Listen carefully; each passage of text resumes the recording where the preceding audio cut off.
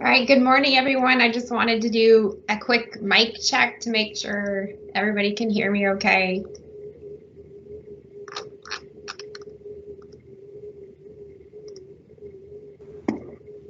Yes. Great, thanks so much. All right, so today we are going to talk about recruiting, training, onboarding, utilizing volunteers in a virtual world.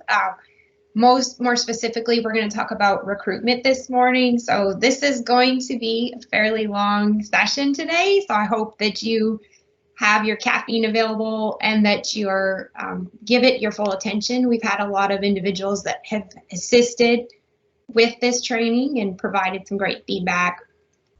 And saying that, I think it's really important that I just gave a shout out to the agents and the group, the advisory group that helped prepare today's materials. As y'all know, I want the materials and the trainings to be relevant to the issues that you're facing. And so we had a number of sessions where agents were able to provide some ideas, information that they might need when it comes to volunteer recruitment, volunteer onboarding, training in a virtual world. And so we're very thankful for the materials, the assistance that they provided, the ideas they shared.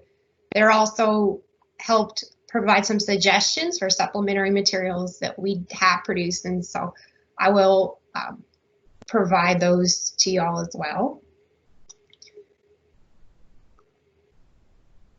So today's agenda, what we're going to discuss first, we're going to talk about virtual volunteer planning and understanding that some of us are not in a situation where we're really ready to make plans yet. We're still waiting on answers, and that's understandable.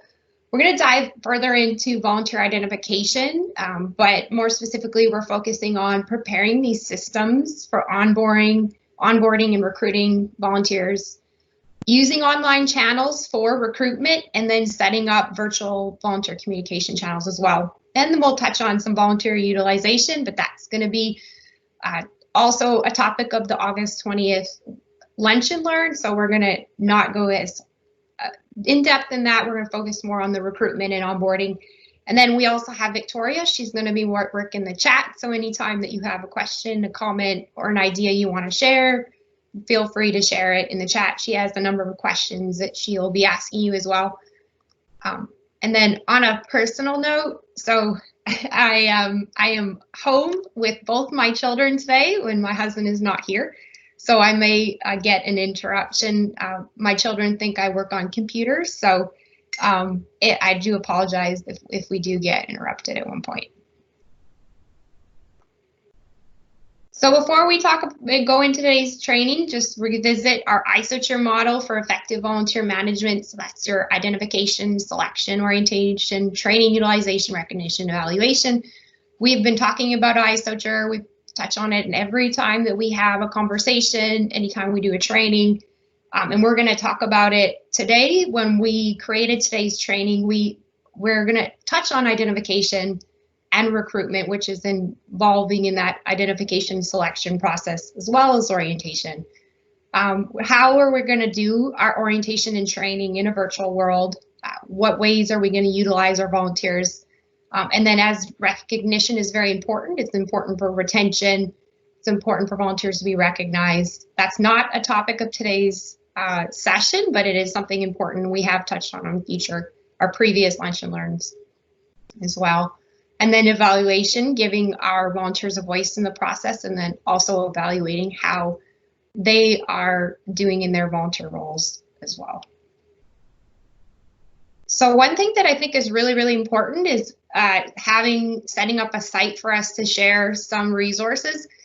We have a number of supplementary materials that has been created as part of this training, and so I'm not going to add anybody to this team, so I'm going to make you add yourself. So if you want to be in a team where a lot of this supplementary material has been added, I will send it out in email, but it's there for you to view. You can also share resources as you find them. You can also ask questions in those teams. So that's a team specific to volunteer development.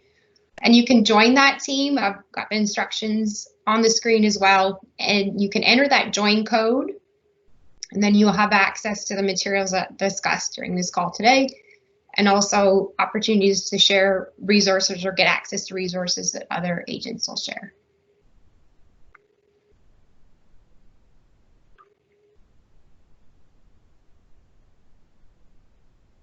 All right, section 1. So we're going to talk about planning, and before we talk about recruitment, we need to have a plan. I understand that some of you are still waiting on answers. So in a lot of the calls, the sessions that we've had this week, we're really just waiting on school boards.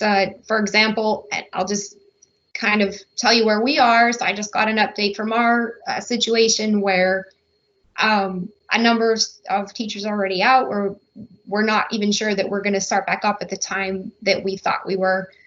We're going hybrid in our district, or at least we are. We're going twice a week and then 3 days, which is going to be online. And so we're still waiting on answers from schools, from clubs, as well as our volunteers. And so we might not be in the situation to plan, and we understand that, but we still need to talk about what we do when we have the answers. So we'll have to assess the components of our program that we're going to continue. And so what portions, and if you thought about this, what components of your program can continue in this virtual world, what can be kind of recreated, and then what parts are we going to have to put on hold. And then once we have a plan, then we can start to develop how we're going to utilize those volunteers in that new revised structure.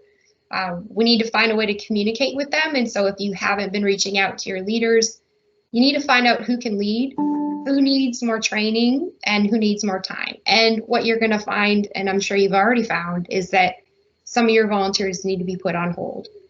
In saying that, on hold does not mean no communication. So we're talking also today about setting up systems to include volunteers in communication channels. We discussed this on the very first Lunch and Learn. This is about volunteer engagement, because this was an important topic then and it's an important topic now. And so if we haven't been communicating with our volunteers, and if we don't have a plan to continue to communicate with them, we really need to be focusing on that. And one of the tips, I guess, that came through on the agent advisory group is that it's really important right now to have somebody on the inside. So somebody that can share information, that can welcome you into those spaces where important decisions are being made. We actually have a number of agents that are participating in Google Classroom trainings today as part of their school district, and that's great. So anytime you have an opportunity to be invited into those spaces and have that seat, you need to use it. And it's going to provide us right now with that opportunity for our programs to be more successful in these coming years. And if you're in those spaces, you can ask those questions and get the answers that you need. So I'm not going to talk about social capital today, but in the previous Lunch and Learn, we talked about recruitment. We touched on social capital and using that to recruit volunteers, those personal connections, professional connections, your community connections. So that goes beyond just your connections, but the people that you're connected to and who they're connected to as well. And so if you're interested in learning more about social capital, I do encourage you to watch the recording of that Lunch and Learn and learn more about it. Great.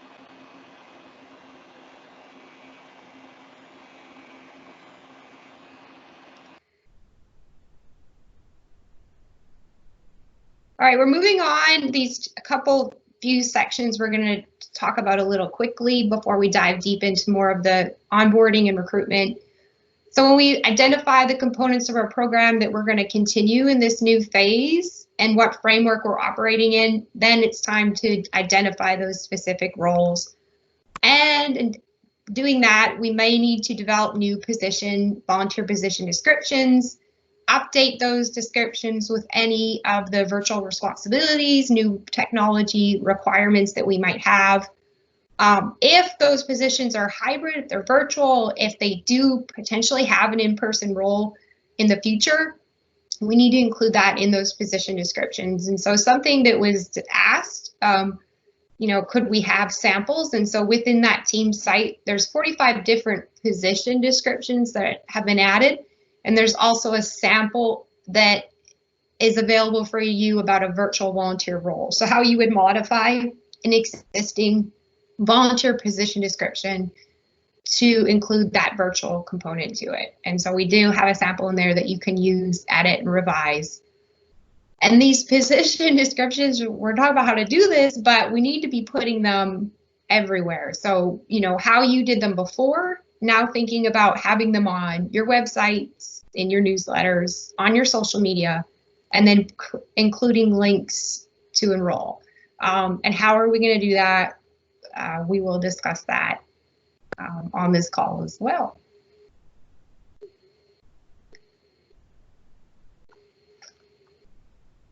So just a couple tips if you're looking for ways that your volunteers can assist virtually. There's a number of things you can think about. Some of these have you already thought. So, you know, be creative.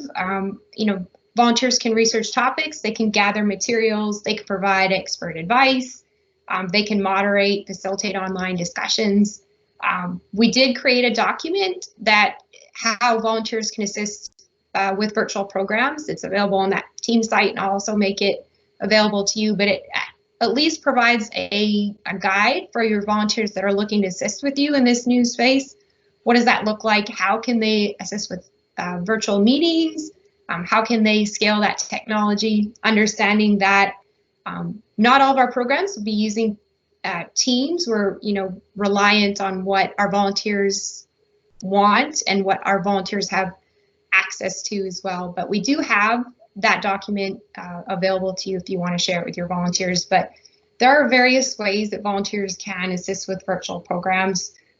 Sometimes you just need to think a little bit creatively, assess the needs that you have, and develop those new roles.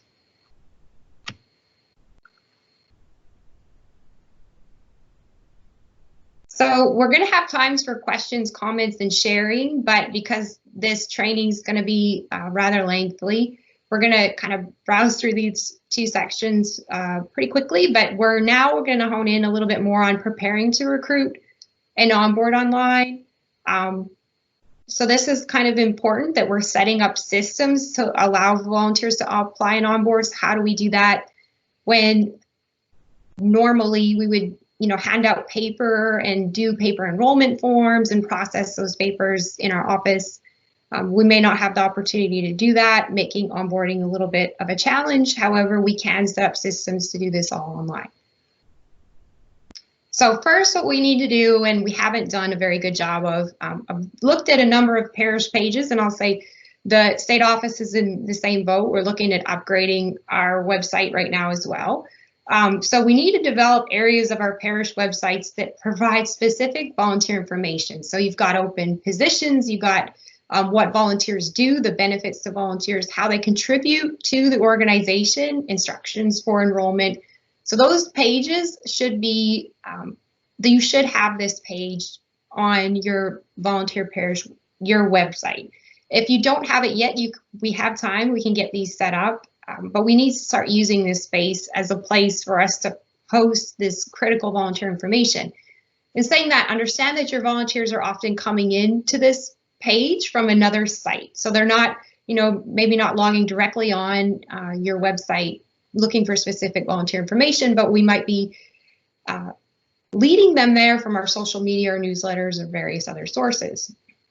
Also, you can include a new electronic volunteer enrollment form. We do have a new electronic form that we've created. I will say, just give a shout out to Charles Hebert, Lindsay Baker, any of the other folks that assisted in creating this electronic form, also the student workers as well. So what it is it's essentially a Qualtrics form with some added functionality to it. So they would complete that form and you would get an emailed version of what they've completed. That would reduce the issues that we have with contact information, also reduce you needing to print. It will increase your onboarding process significantly. So you're getting now an emailed electronic version of what your volunteers have completed. Saying that, I also get access to that form as well. And it has other forms or information included that's really, really important and relevant. And so we do have that. It's available to you, and you can add it to all of your pages. You can put it on all of your materials, 4-H newsletters, anything that your members or stakeholders are viewing. In addition to that, we do have those online training modules. Those still work and they're available to our volunteers. We do have instructions on how to access those. They're on the Egg Center website as well. So you can include those on your parish pages, which can allow you to onboard your volunteers a lot quickly and do it online.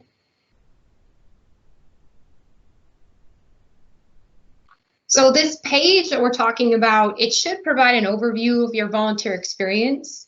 Should have volunteer features, testimonials on it. So what impacts volunteers are making, having like a personal feel to it. I can provide a link to that application, have those essential online trainings, links to various volunteer resources that we have. Over the past few months, we've had webinars with the VLA. We have a virtual conference coming up too, actually. We've got awards. We have a number of opportunities that we've had for volunteers and we continue to have.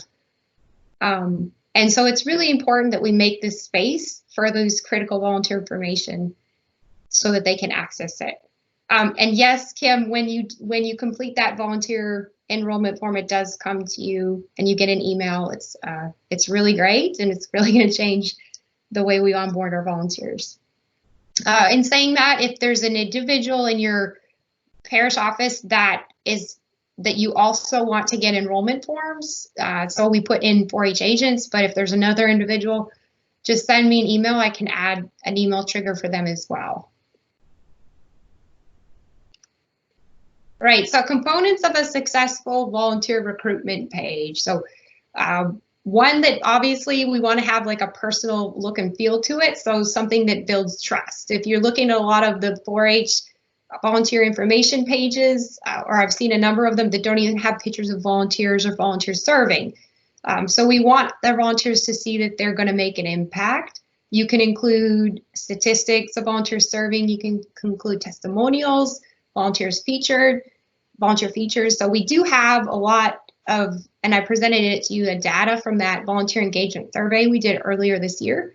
I know it was a lot of data. I read your feedback after the session, but it is available to you. So if you're looking for statistics or other data to share with your volunteers about how the impact they're making, you have access to good information and we can work together to use it to create these really great, successful volunteer recruitment pages. Also, other critical information. So we don't want this page to go on forever, but we definitely need to have links to enrollment, position descriptions, any of those questions that your volunteers are going to be asking need to be included. And then this page needs to have a clear call to action. And so thinking about how volunteers look for opportunities to serve and understanding that some of them are not always ready when they're looking at these materials. So if you have, enroll now, what about the volunteer that's not ready? What if about the volunteer that needs more information? And so having an opportunity for those volunteers that are ready to serve and those volunteers that are not right now. And so where are they going to go next? And so including that on these recruitment pages is something that you need to think about and hone in on. So links to register, maybe you have where you have an information or material that's only shared if a volunteer submits an email address, or if they want to sign up for an orientation or a learning session or a listening session. So some strategic ways that you can make these pages work a little bit harder for you. So, and I'm going to talk about this a little bit more. So collecting that prospective volunteer information. So you don't want to leave those interested volunteers behind. You want them to know what to do next. And so there's a couple of kind of things that you can think about doing or work on doing, and that is using that Qualtrics or a Google form for request more info, just talked about. Creating a fun quiz to capture volunteer contact information. So some nonprofits have been doing this using tryinteractive.com. It's a free tool. I created had a little visual on this page so you can see, but if you're wanting, your volunteers to interact with your page and capture information about their contact information, if they're interested, might be something that you could consider and try. You can also have potentially a link to subscribe to a mailing list that you have or that you're going to have, or you can have links to register for future volunteer orientations or potentially other trainings. There are other kind of unique ways that you can do this, but what the goal is that every volunteer that comes to your page, whether they're ready to serve or not, leaves you something and they go somewhere, right? So have specific call to actions for all of the volunteers, the ones that are ready and the ones that need more time. So how are we going to do this?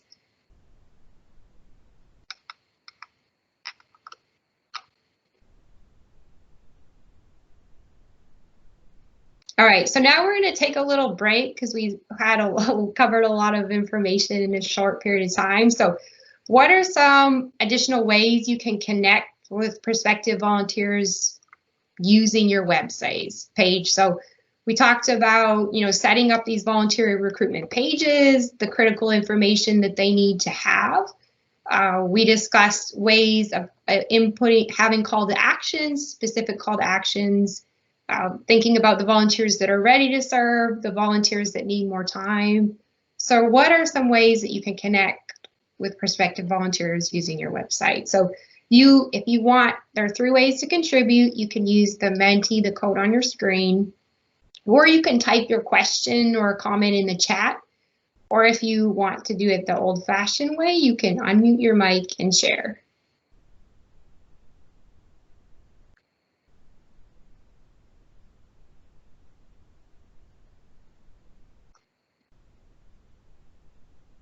Thanks, Victoria. So I'll give everybody some time to think.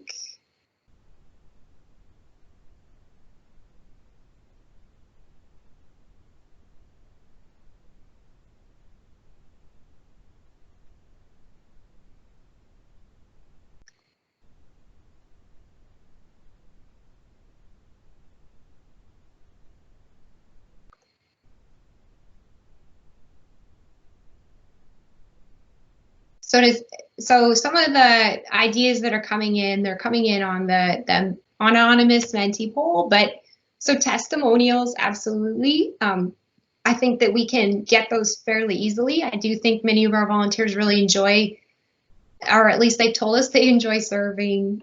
Doing these features of the volunteers and their impact, I think that's extremely important when you're trying to recruit volunteers. Having an interactive question and answer, so that's different. If somebody who contributed that wants to discuss that idea, it's something I had not thought about. Keeping them updated on events. So yes, volunteer information, specific information, ongoing information. There's also talk about integrating a calendar with our web page that an agent had mentioned. We're still looking at how that would actually work. Yes, absolutely keeping it up to date with volunteer opportunities, including those links to those different volunteer position descriptions. So call to action, FAQs, volunteer features, doing spotlights, pictures of graphics, testimonials. So I do think it's important to keep these pages having like a personal feel to them. So having actual pictures of volunteers that are serving, working with you as well. And then spotlights. Somebody's talking. Give you guys Megan, that's what I kind of had in mind when I said picture graphics, just pictures of them actually doing the activity. And, not only is it showcasing the volunteers who are already participating, but it gives volunteers an idea of, okay, so this is what it looks like when they say, we're going to go and do this, or this is what this activity kind of looks like and may entail. So that's basically what I meant by picture graphics. And then just like adding something extra onto it to kind of make it catchy, all those graphic stuff that we've been using with Canva and things like that. I think that could be useful, especially if we could use our own pictures. Yes. And the other thing too, that you touched on there is if volunteers see people that like them serving, I think that's important too. So including those different pictures, your visuals, your graphics, and then also them seeing like people like them that are serving with that organization. I think that's important. So thank you for sharing and for your help. Anything else? So somebody mentioned an interactive question and answer. So if anybody wants to comment or discuss, that was an interesting idea that we had not thought about. Hey, Megan, it's Amanda.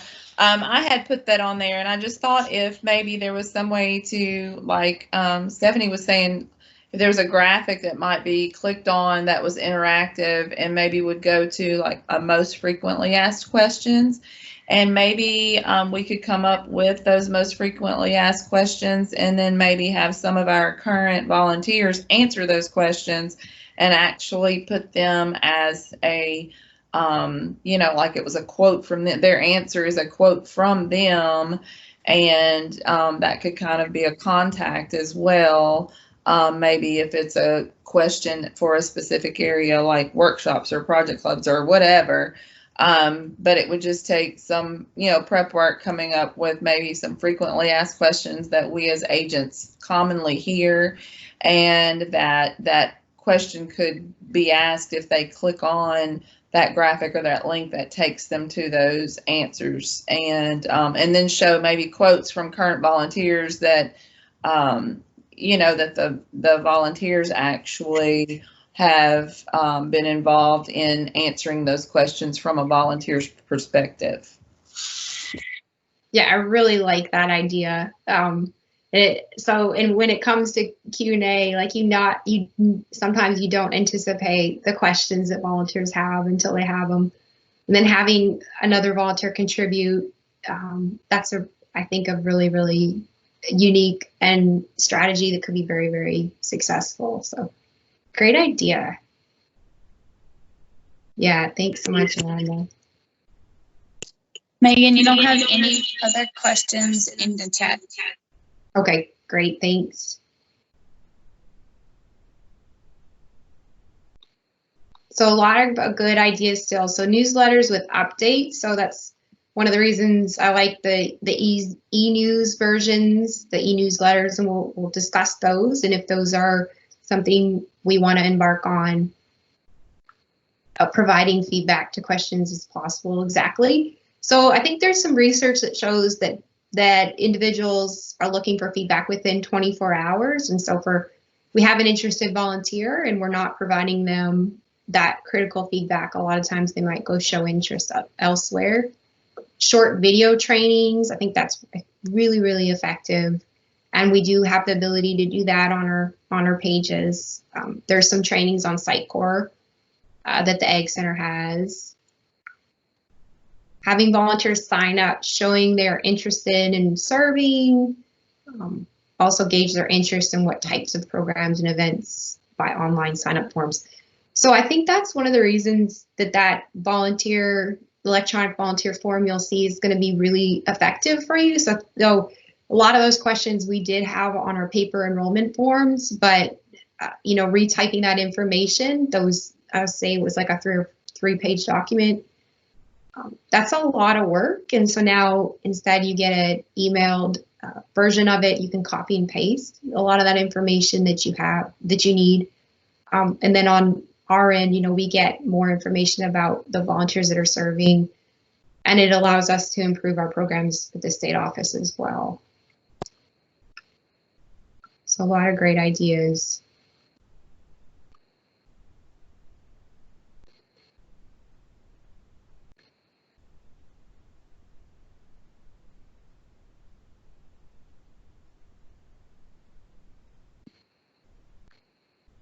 Okay, so once a year. And I'm just looking back. I know that Victoria's asked some questions in the chat. And so we talked about updating these volunteer pages. And so we've got, once a year or less than that.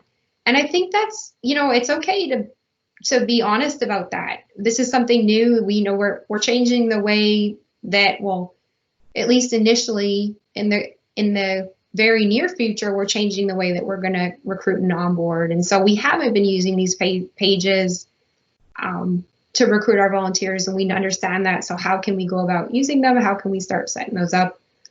And, there's some training, obviously, and the new way of thinking that's involved in that. And so appreciate the honesty in the Polly's questions in the chat.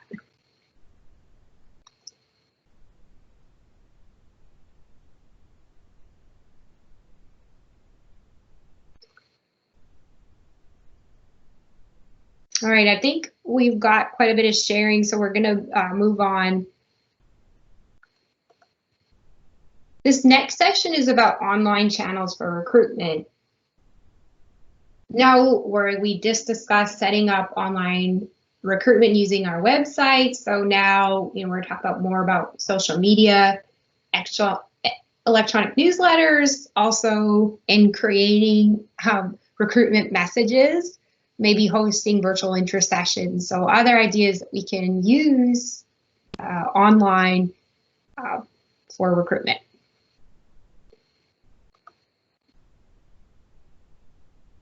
So I want to talk a little bit more about social media at the very start of this particular section. So I focus primarily on those 3 platforms that we talk about the most. So Facebook, Instagram, and Twitter. Obviously, there's YouTube and there's Snapchat. I'll say Snapchat is more heavily used by your younger generation. YouTube, and this might just be my perspective, it's a difficult platform for two-way communication, but it is pretty effective, with videos. My kids watch a lot of YouTube.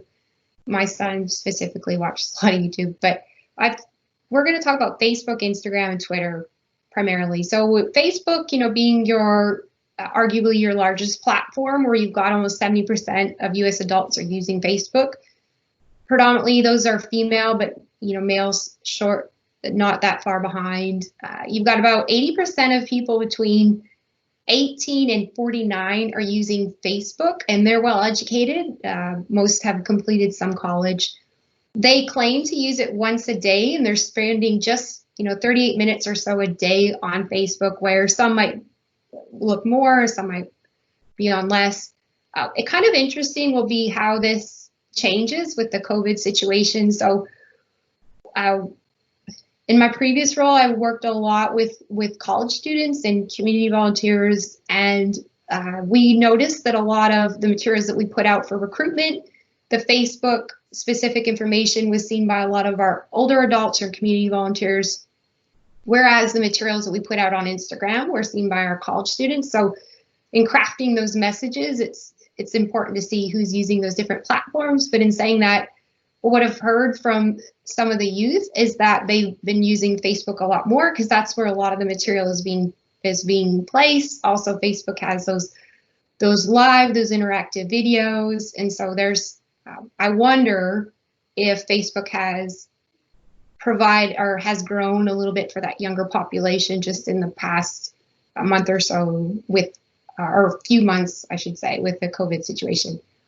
Now with Instagram, and I know that a number of us are using that, so you have about 72% of your US population between 13 and 17 are using this platform, and about 67% between 18 and 29. And it's seen as their favorite social network. It's second only to Snapchat. And I'm not a Snapchatter, so I'm very unfamiliar with that platform. I know some people are more familiar than I, specifically Snapchat I meant. 62% of your Instagram users are logging in at least once a day, and majority of them are women as well, but men are short, not too far behind. Whereas Twitter, and I thought this was interesting, so you only have about 22% of US adults are using Twitter, and 24% of men use it, 21% of women. But as you get older, so like 44% of your 18 to 24-year-olds are using Twitter. As that population ages, actually less are using Twitter. And that was interesting. I did not realize that, but that's what the numbers say, or at least various data sources have claimed when it comes to your social media platform. So it's important to know who you're interacting with on social media. So if you're specifically you're targeting your adult population. If you're on Facebook, you're doing great. But in saying that, if you're not on Instagram or Twitter, you may be missing out on some of those additional volunteer populations because you don't have a message. Now, a tool that I'll mention here, and I don't have it on my slide, but it's called Hootsuite, and I can share it in the chat if you're kind of interested. Hootsuite has the ability to update your social media profiles, so it can update Facebook, Instagram, and Twitter at the same time. It's a pretty effective tool. You can, it's free up to three profiles. So if you just have Facebook, Instagram, and Twitter, you know, those are the three that you can focus on. But for those of you that feel like social media is overwhelming or takes a lot of extra time to keep updated, you might want to use that program like Hootsuite to keep your social media updated. And so it can be very effective. In saying that, just understand that you want to have these two-way connections or two-way communication. So a volunteer might ask a question, or a prospective member. If you're not on that platform, you might not see that question. And thanks, Victoria, for sharing that in the chat. I appreciate that. So, yeah, thanks. So using your social media for recruitment. So it's sometimes I think when we're looking at our posts, you don't have to be too strategic here. So just share compelling content, what you think your volunteers will find interesting. So if you have some really popular volunteers, or you know, you have a youth feature or something like that, those might be materials that you'll find are very interactive with your viewers. And then data does demonstrate that video and graphics with links perform better than that static text. Also, if you're simply just sharing other people's content without providing any additional text on that post, if you're looking at some of your insights on your social media, you'll find that those don't get as much traction as when you actually include some additional text or links. So getting in the habit of sharing that compelling content. If you're wondering, well, what is like that? What is that?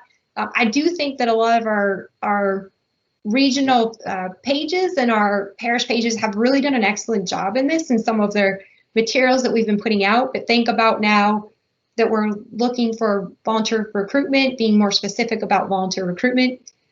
I mean, if you haven't been sharing any information about your volunteers, thinking about how you can reshape some of those materials that you're putting out there more specific to your volunteer population. And then posting regularly, and this is not just about recruiting our volunteers, but actually just putting out social media content in general. So researchers claim that you should post between 1 and 3 times a day. In saying that, and I don't know if any of our social media teams on the call today or not, but we get in the habit of finding select time frames of the day where we're actually going to post specific content. And so you don't want some of your posts to dominate other posts. So keeping a couple hours in between each of the posts that you make. And then regularly sharing photos, you know, volunteer stories, and to highlight the people that are assisting with your programs. And include links. And so if you're just sharing pictures, but you don't have a way for them, you know, sign up or show interest, thinking about that specific call to action. And I think Rochelle's on this call, and I think it was her that mentioned it, but Facebook Premier has this send remind function, and I think it's really effective. And so I wanted to highlight there's various tools that platforms like Facebook have that can help you get that call to action or having those volunteers express interest. And so you might have, you know, you promote a Facebook, thanks, Rochelle, a Facebook event, for example, where they can sign up. It could be just a virtual interest session or a listening session. And Rochelle specifically mentioned, well, Facebook Premier has this send reminder function. I mean, it's really easy. Oh, I want to know about, you know, this particular program. I'm just going to watch the live feed. And then you'll get a reminder about an hour before that actually happens. Now, the other thing that was discussed on this call was if you're doing these virtual interest sessions, or these parent orientation / volunteer orientations. So you're including both your parents and volunteers in those same spaces, and you're recording them. You can set them as a Facebook premiere, and it will show up as a live event. Your prospective, members, volunteers, or individuals can hit that send remind function, and then you could be on the keyboard answering questions while they're watching a pre-recorded video, which looks as if it's a live interest session. So there's a lot of ways that you can take your sessions. You can re-record them, you can reuse them on multiple platforms. And I think as we're looking for ways to work smarter, not harder, those are things that we can implement. And that was Rochelle specifically that mentioned that. And then ensuring that communication is two-way. And so if we have, we're posting on social media, we're making sure that we can find a way to engage our followers. We're responding to those different questions, those live videos. The live videos are really, really effective if you have the technology to do so or the skills to do it. And creating those groups for volunteers, hosting different events. And so there's a lot of ways that you can get your social media to work for you. If you could, play around with a lot of those features. If there's something that we need to go a little bit deeper in on a future training, we can. We do have some agents that have been really, really good about using some of these social media tools for recruitment, for their programs, and for their volunteers. All right, and so this section's rather long. I just want to say, is there anything in the chat right now before I go into email newsletters, Victoria? No, ma'am. It is clear. Great. All right, I want to talk about an email newsletter because I think it's really, really important that we talk about email newsletter. And I'm not talking about you sending out an email that's got a whole lot of text in it. That's not the email newsletter. Talking about specifically the email newsletters like the Mailchimp or the Constant Contact or those companies that are available for you to use to create or generate an email newsletter.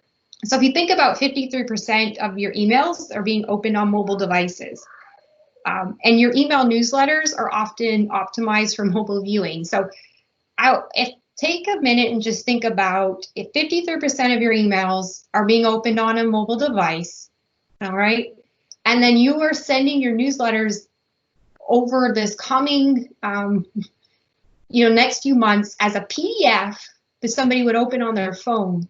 How effective is that going to be? And so some other kind of interesting statistics that you should think about is that 96% of individuals own a smartphone. Okay, 96% of individuals between the ages of 18 and at least 30 own 18 to 30 own a smartphone. 96%, and then 30 to, I believe it's 40, 92% of those own a smartphone, but 96% of that population owns a cellular device. More people own cell phones than they own laptop computers. And then think about your usage. So if you get something from, school or a nonprofit, how are you looking at it? Are you looking at it on your computer? If you're getting it later in the day when you have time to view it, a lot of times you might be looking at it on your phone. There's a reason why the Ag Center's website, when you look it up on your cell phone, it's formatted in a way for mobile viewing, because people are using their cell phones more and more to open content on the web. And so they're going to look for you to have these materials that are viewable on a mobile device.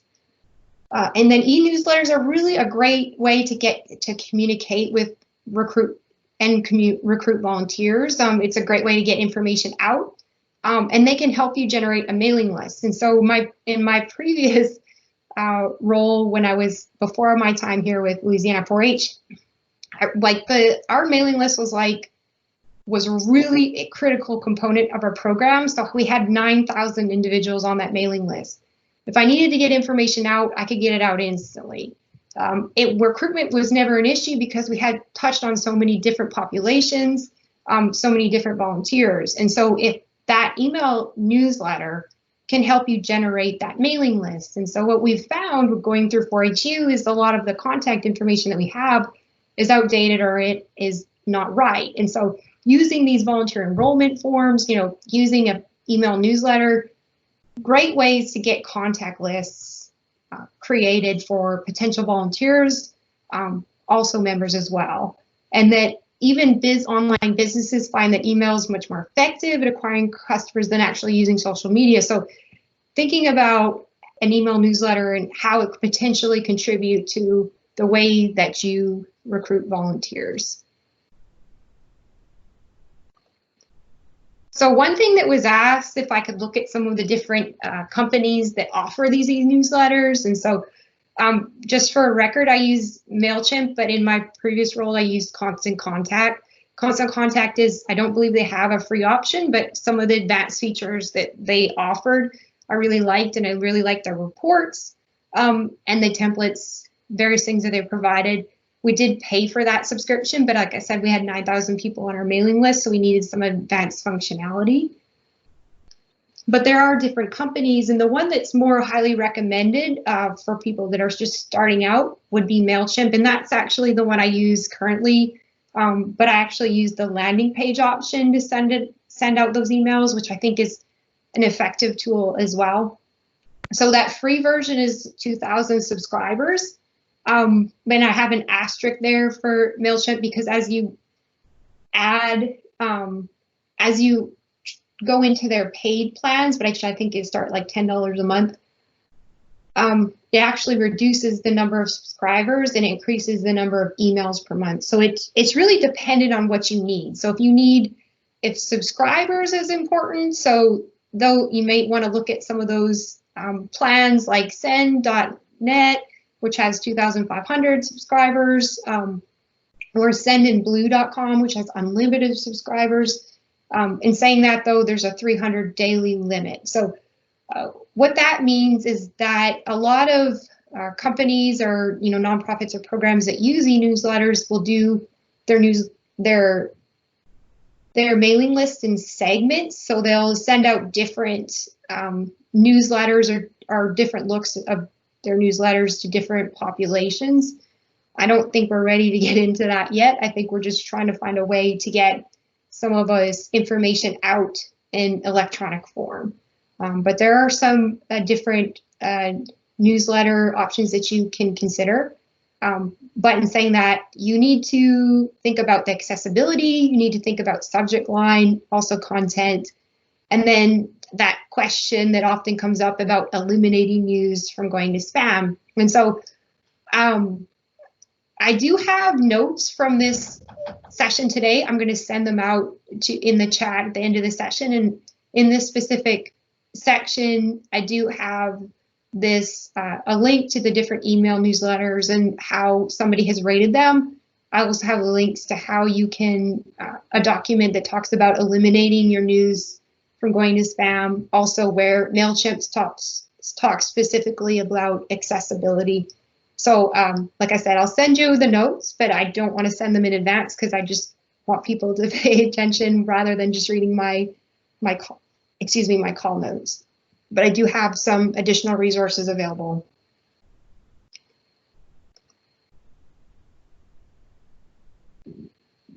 All right, so when talking about email newsletters, talk about social media, using social media for recruitment. What next? We're going to dive into developing these recruitment messages in this section. So they should be inviting, so people will want to be involved. What I want us to start doing a better job of is explaining the why before we explain the what. So what are the differences that our volunteers are going to make, and why are they so critical to our organization? Before we start listing off the different requirements and screenings and background checks and various things of that role. So explaining the why first. And then those messages, you should start thinking about tailoring them to those different volunteer populations. So we know that volunteers are motivated by different things. And so having those different recruitment message tailored to your students, your professionals, members of your community, talk about the specific needs and then the way that those volunteers can address them, as well as the benefits to the volunteers.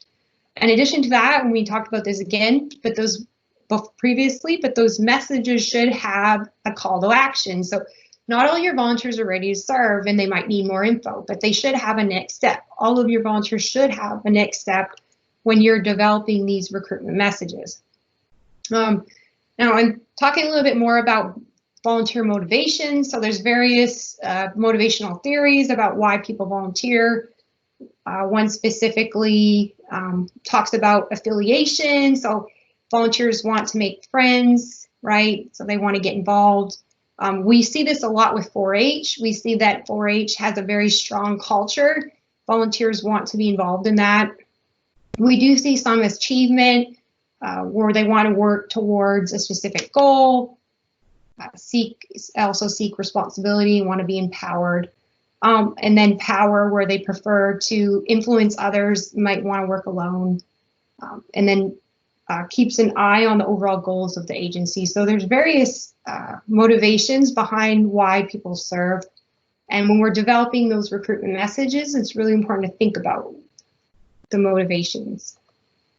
So there's other, theories about why are different tools that you can use and talk about motivations to volunteers. So there's, for example, the volunteer functions inventory that assesses 6 different motivations for volunteerism. So you've got individuals that think about values. So they think it's important to help others, right? So they express or acting is an important value, like in humanitarianism or in understanding. So volunteers want to learn more about the world. And then that volunteer experience allows them that direct hands-on role as well. There's volunteers that think about enhancement. So the ways that volunteering can make them feel better about themselves, or potentially career for those volunteers that are looking to get their foot in the door or a place that they want to work. So when you're targeting your college age volunteers, some of them might be looking to volunteer because it allows them to grow their resume or get that required experience that they need to move on to grad school, or potentially something else. And so those are still volunteers that can be very effective. So how are we including some of those messaging in our recruitment tools? There's also, the social aspect, and we see this a lot, having that opportunity to interact with individuals that have that shared interests, allowing people to strengthen their social networks. And so one area that is a one to consider when you're recruiting volunteers or finding individuals that are moving into your community. A lot of times they're looking to strengthen their social networks, and I've found in the past that those are sometimes the more effective populations to target when it looks for volunteer, when you have volunteer opportunities available. So how can you connect with individuals that are new to the area? And then protective. So this is where volunteering provides them potentially with an escape, or maybe reduce any negative feelings or address any personal problems.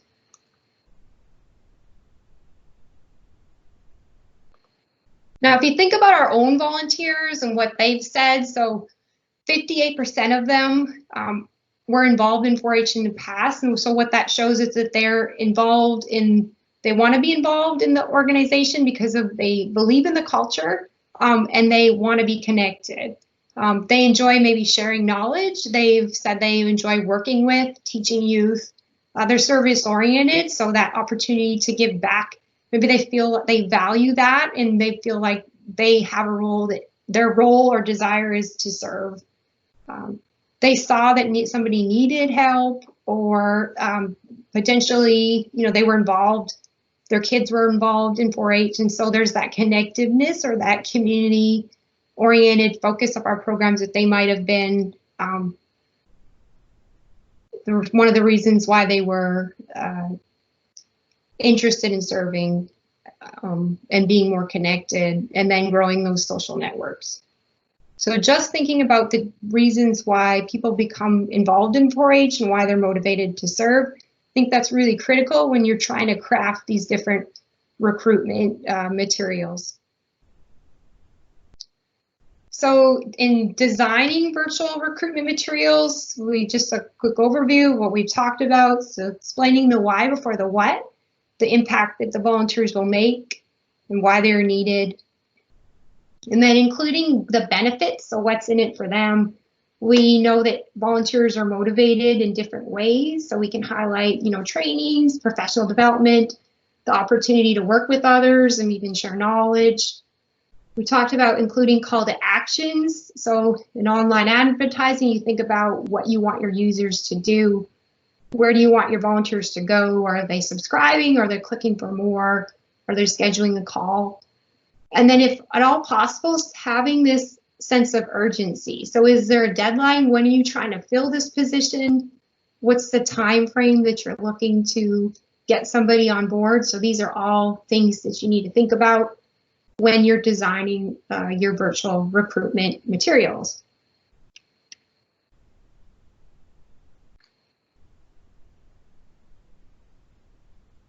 All right, so I think what we're going to do now is we're going to change gears a little bit.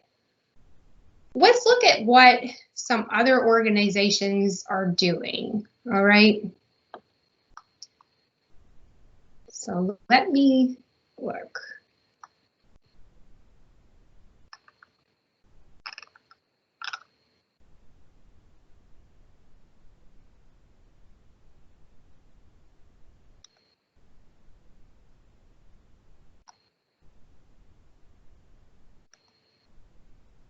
All right, and just so these are national organizations. We're looking at some of their volunteer recruitment pages and some of their volunteer recruitment materials that they have, understanding that if they seem very far ahead, you just know the size of their organization. But so this one's court-appointed special advocates and guardians volunteers. So these individuals advocate for children's best interest in court.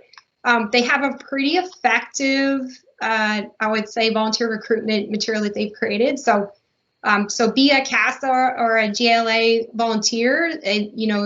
This national cause has almost 100,000 of the most dedicated volunteers out there. And so right when we log onto this page, I see, potentially a volunteer working with the youth. So all of a sudden I have feelings like, well, this, looks like a very meaningful role, and there's a lot of people that do it. So that community is rather large. So instantly I'm kind of interested, right? And so you think about, so I'm an advocate. I'm going to advocate for children. I'm going to change a child's life. So wow, okay, I'm very interested right now.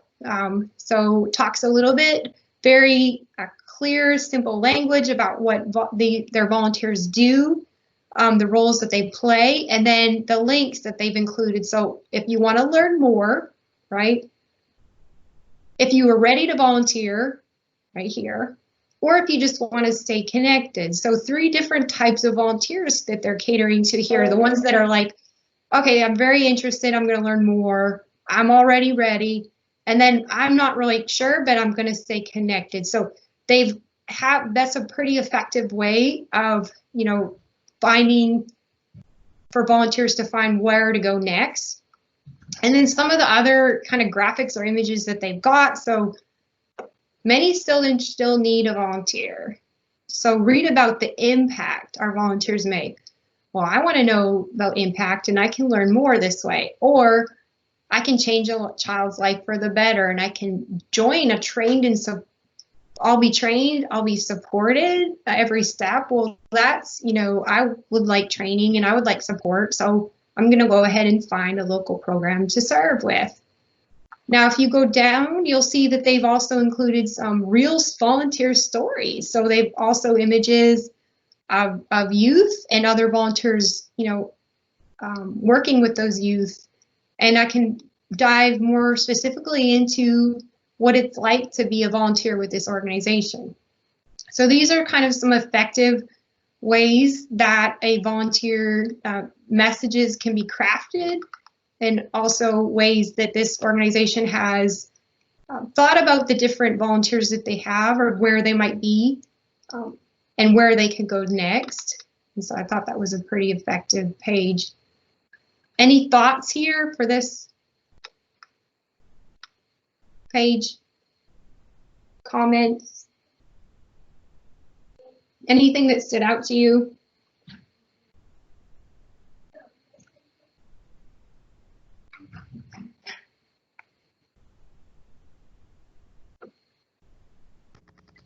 I really liked how they were able to directly say their impact and like what you're working with.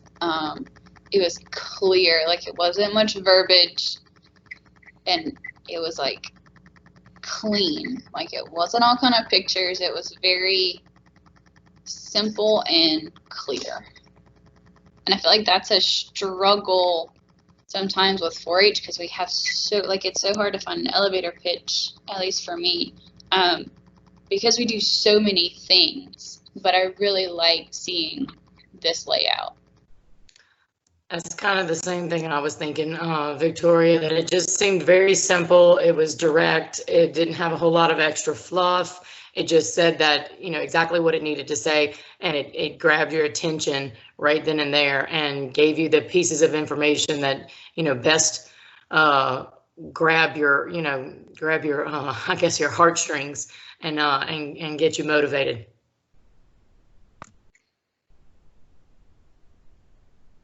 Yeah, and so there's a couple of questions coming up in the chat and comments. I don't know, Victoria, if you want to mention those.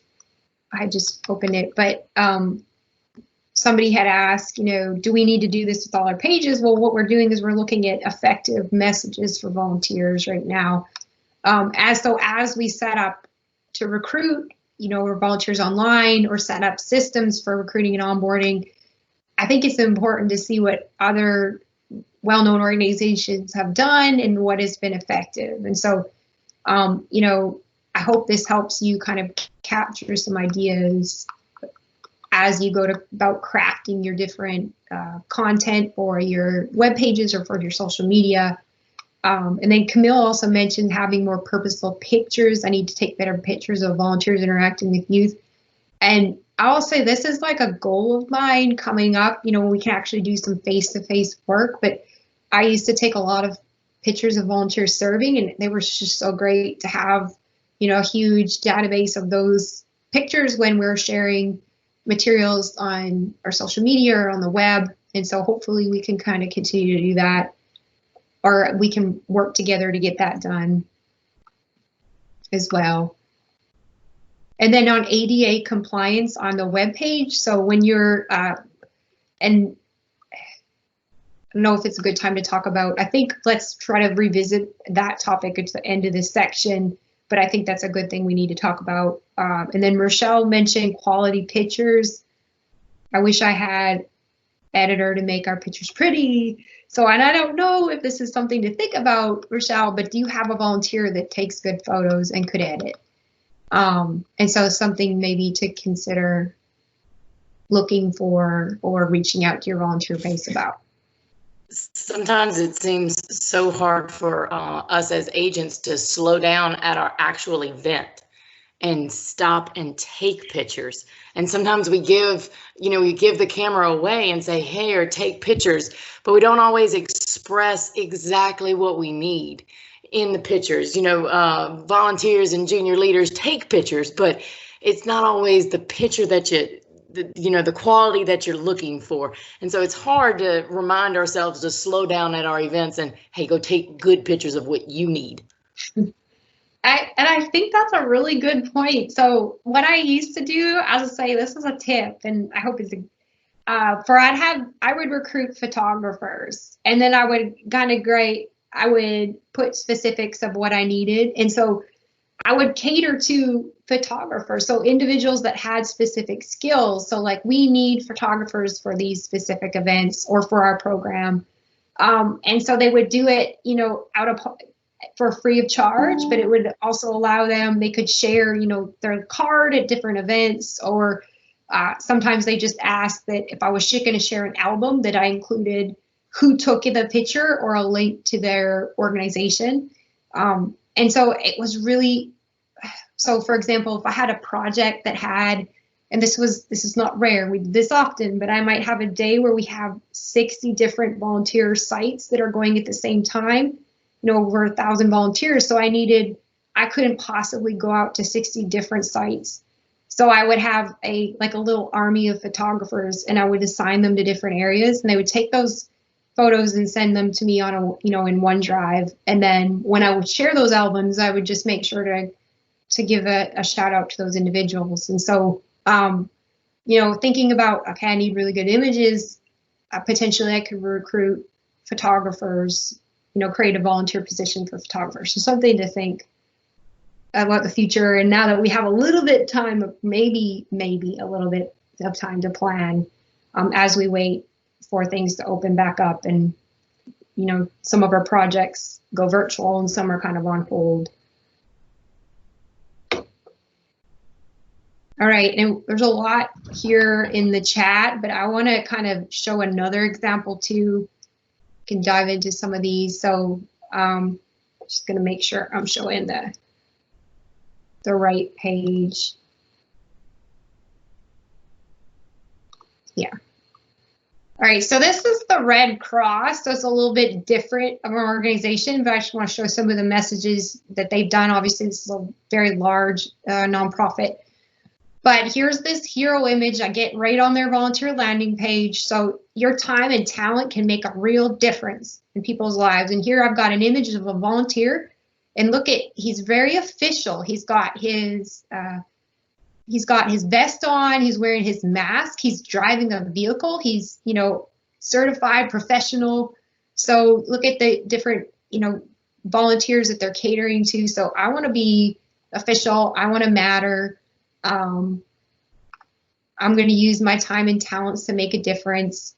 Also, they've updated some messaging more about what they need from their volunteers right now.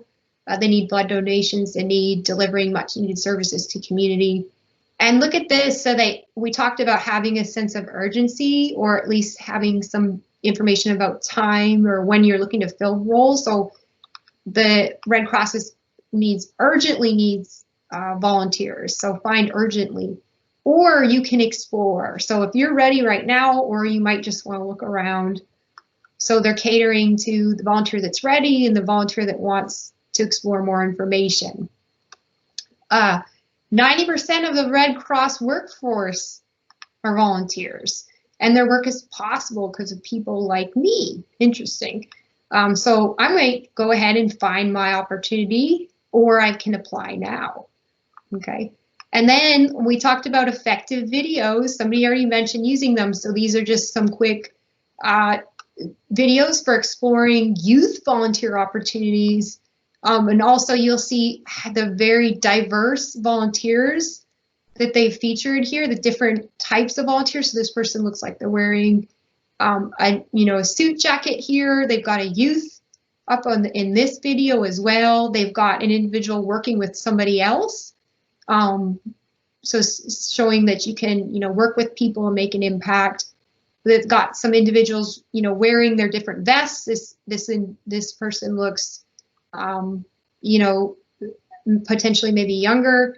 And so you've got catering to the different types of volunteers. So as I look at these, I can kind of see myself serving alongside some of these individuals, or those individuals that might be a lot like me.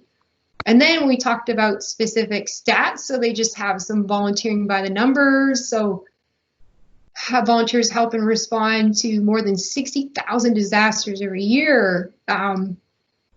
They give blood. More than 15,000 nurses and nursing students volunteer with the Red Cross. So catering to that student population, thinking about them. And then 25% of volunteers are aged 24 or older. So they've got a rather, let's say, older, well, maybe not, because that's 25%. So where's the other 75? So that's interesting. And then you can take the orientation. It takes about 45 minutes. New volunteer applicants can go on here, apply and do their orientation. And then if you're not ready, you can learn more. You can volunteer on a disaster action team. It's one of the things I like about the Red Cross is they have these really creative, like official names for a lot of the volunteer opportunities that they have. And they will, I don't know if y'all have ever volunteered with the Red Cross, but they will be on their phone and they will never leave you alone. Once you're a Red Cross volunteer, they'll contact you all the time.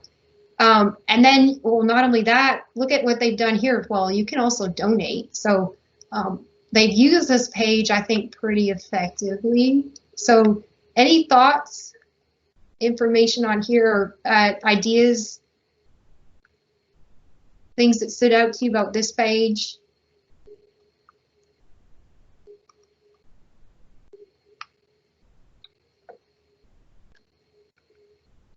So as y'all are thinking, oh, Lynette said something earlier about photography that is y'all are kind of commenting in the chat. So she said, a great way to give photography project work to a member. Victoria, I can give the chat back to you. I'm sorry, I hijacked it. No, it's okay. So we were talking about in the chat, photography project could be great for a member who's interested in that. And we were also talking about the new Adobe suite that we now have access to that IT sent out by email with Photoshop and some other editors. And Rochelle was thinking that she had a youth member come to an event last year who wanted to be a photographer, and like keeping recruiting like those lenses on for those kind of volunteers. And that's all I see right now in the chat. Yeah, that's a lot of great ideas. So Megan, to comment on this website, I like how you said he looks official, and he does. He looks like he's, you know, been properly prepared. He's got his little vest on, and, you know, he's getting to be important enough to drive a vehicle. So I like that aspect of, you know, him being a professional volunteer. oh, have you cut out there just a second, Stephanie? Oh, sorry.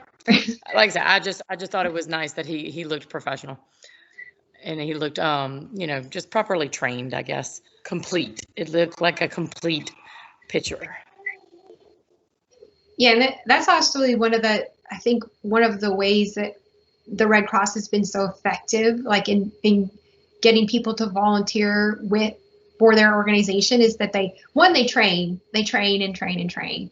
They have so many different ways that volunteers can serve. And the first time you set foot onto, well, again, this is specific to disaster preparedness, which is where I'm more familiar with working with the Red Cross, but they will put a vest on you, and you're official, and that's effective, in branding as well. And so, as you see today, I did put on my 4-H pin, and so whenever you're out and about, trying to recruit volunteers, it's important to kind of brand yourself, wear something, 4-H specific. And then if we have that opportunity to do that for our volunteers, it can be very effective as well. Because as we know, volunteers are sometimes the most effective in recruiting other volunteers for our program. I think it was like 41% of individuals volunteer with 4-H were asked to volunteer by another volunteer. I think there's some research that shows that. So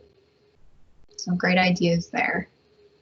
Another thing I noticed was they mention what's going on now. Like, their page was updated since COVID. Like, it's not some just generic, they're like, hey, we know things are going on, and this is how we're addressing it, or this is how we're helping with that. So I think for us, like, having on our pages, it might be important to say we know things look different, and these are our opportunities. Like, you can be virtual or small group when it gets to that point, but not being afraid to put that out there, because we all know that's what we're facing.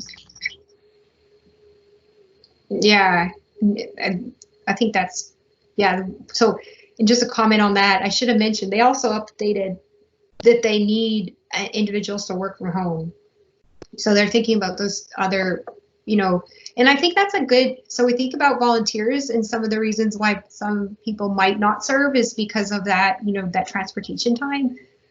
But now you have an opportunity to do something virtually and you're at your home environment. I think you might be able to tap in on a whole different population of volunteers that way.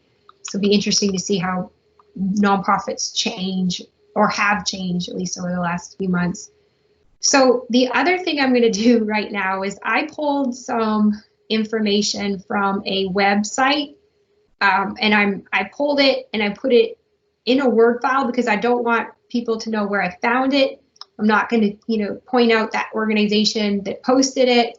And I do understand that we all have work to do here, and I'm one of those people that has work to do here. But so this was a volunteer page from an organization, and I removed some specific information so that you might not know who this organization is. And it's not us, so if you're wondering. So this was the information on their volunteer page. There's no photos, nothing else. So we start out that volunteer page that says volunteers are valued partners working with our program. So that's good. All right. And then we talk about, to become a volunteer, there's the steps. You must do a background check. You have to do the volunteer application. You must complete the mandatory online training and must be registered volunteer 30 days prior to an event.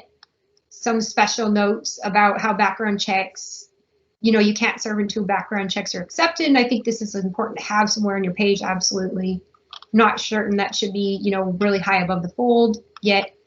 And then, so if you're looking at this page on a mobile device, all of this information right here is going to be accessible after you scroll. All right. So this would be what you see first.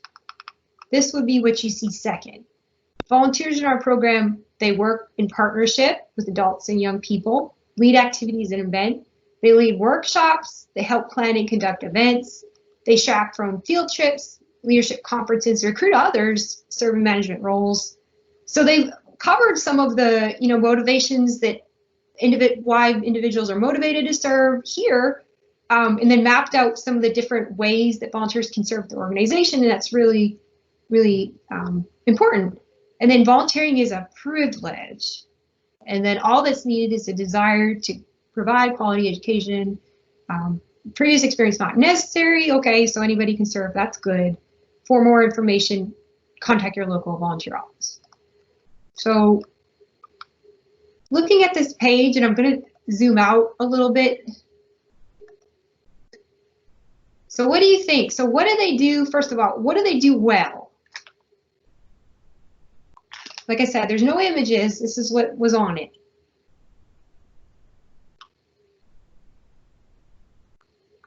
They tell you the process of how to become a volunteer?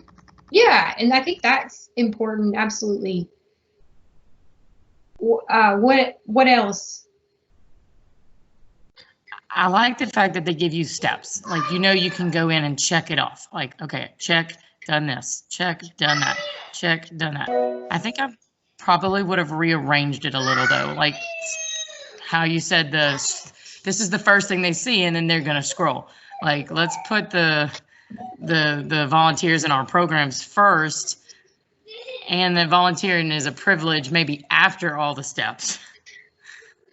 But yeah, I think I would have rearranged it a little bit differently, just so that the positive stuff stays first, and then getting down to the steps is second, and then volunteering privilege maybe third. Yeah, so I absolutely. So there's no images too. So I think it'd be effective to have a couple images, maybe like a video testimonial, something, you know, from your volunteers might be effective, or like links to learn more and explore. But what you said, like, it's kind of out of sequence. So like almost, and then you mentioned this, Stephanie, like if we just pulled this below here, this would be a much more effective page, I think. You know, oh, like these are the different roles I can serve, and then you know, experience is not necessary, and oh, now here is the steps I can take to serve. So there are some things that they do well, and I should also note, somebody said, well, links to do this. These are actually links. Whoops. These are actually links to do those specific things. And so I should have mentioned that those work. However, if I'm a volunteer and I'm seeing this page and I'm seeing this page where this was below this information, maybe, if I'm not ready to serve, like, where do I go? So if I want to find more information or schedule a call or, explore a little more, like, what's next for me? So maybe this,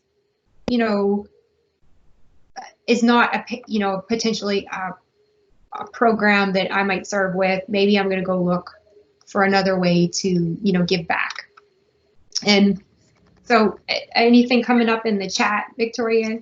Yes, so there's some talk about identifying what steps to become a volunteer, providing links that maybe go straight to the steps. So like, for more information on how to become a volunteer, go here.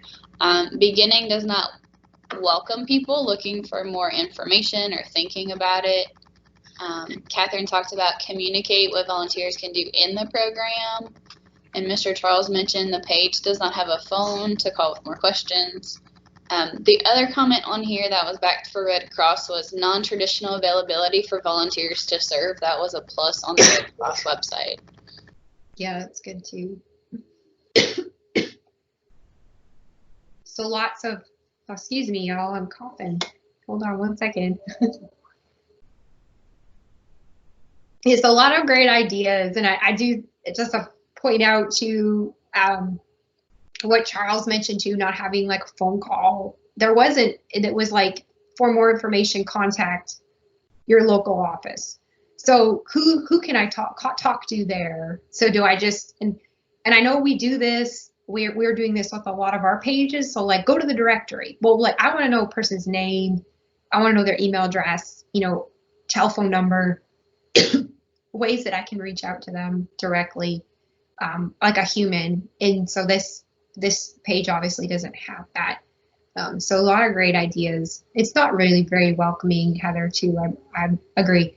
But in saying that, like, if we have nothing else, at least just taking this page and flipping some of the content is a lot more effective than having nothing at all. All right, so let's go back now. Oops. So thank you all for exploring with me today. I hope that I'm not done, so I should preface this, the session's not done, but I just hope showing you some of those different pages can help explain some of these concepts a little better. And then so on your own time, as you're trying to wrap your head around how we're gonna all do this going forward, looking at those other nonprofits that you're aware of and what they're doing with their recruitment messaging. It's a great way to find ideas and trying to figure out what you can do next. So another couple just important points in this specific section. So where else can we look for volunteers? And this was something that we shared in that Lunch and Learn on volunteer recruitment that Pam assisted with and Charles provided some input on, and many other agents provided some ideas. But so, your teen youth or college students often need service hours. So if you're part of like a fraternity or sorority on campus, you need service hours as part of, to be a member of that organization and in good standing. So they can often be ones that you can target for recruiting for some specific needs. So I thought about, we had this conversation about photography, and I'll say, like, I had a sorority that always signed up. They had some of the best, let's say, members that were really effective in taking pictures, and they had their own equipment. And so it was really like an effective way for me to get the really good photos from those different events. And saying that, I know that a lot of your med schools or your if you're wanting to do an advanced degree, a lot of times you need specific work experience, and it's really hard as a college student to get work experience, but you can serve and volunteer. And so when just talking and communicating with college students, a lot of times they were serving as part of an organization to kind of build up their resume and give because they wanted to give back, and they enjoyed that experience. So they can be an effective audience to consider. And so if you have a college or community college or university in your area, reaching out to them, their student involvement office or their service learning office or their community engagement office, ways that you can get your electronic positions posted, those links to enrollment, and so specific messages that you can send to them where they can post for potential volunteers. You've also got your 4-H alumni. We know that this is also a really good population of volunteers to look at, potential volunteers, sorry, because we know that almost 60% of our current volunteer population are 4-H, involved in 4-H at some time. Also looking at other organizations in your community. You've got, your Chamber of Commerce, you've got your Rotary, you've got your Lions Clubs. I know that there is you can search for it, but you have a Louisiana Retired Teachers Association that has a volunteer component of their website that's specific to opportunities to serve. And so 4-H is, I would say, and just based on our current population, one of those areas that I think a retired teacher might be interested in serving within. Also, your private industry experts, which we've covered on a previous